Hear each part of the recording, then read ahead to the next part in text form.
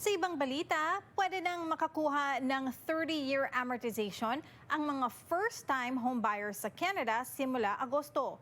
Pero ano nga ba ang ibig sabihin nito at paano ito makakatulong sa problema ng housing affordability sa bansa? May report si Rhea Santos. Kinakailangan po overtime, extra job.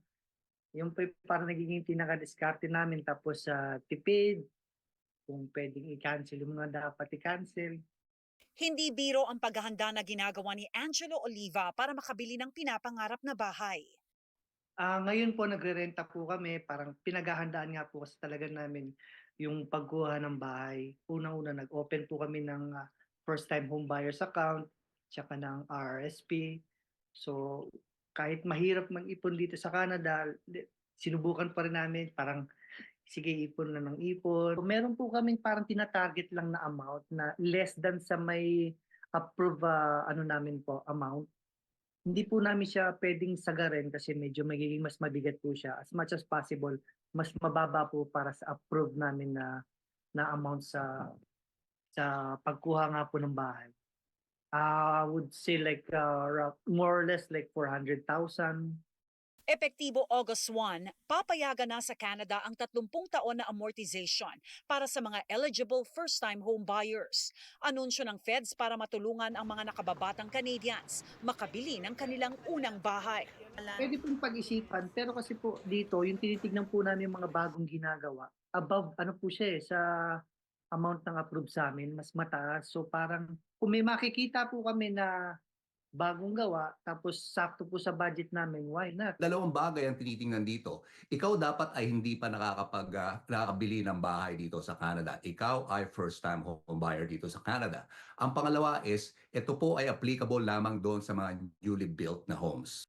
Ayon sa mortgage broker na si Eric Sena, magandang balita ito sa mga gustong pumasok sa housing market sa gitna ng problema sa affordability ng bansa. Ang impact nito ay doon sa cash flow ng kliyente. Kasi ibababa nito ang mortgage payment nila ng 44% for every $100,000 mortgage. So kung ang mortgage nila is nasa 500,000, ang matitipid po nila is approximately $220 per month doon sa mortgage payment nila. So ang mangyayari, ang cash flow nila mag-i-improve dahil doon sa mas mababang mortgage payment. Karaniwan daw sa mga Pilipinong first-time home buyer, mas mababa sa 20% ng kayang down payment.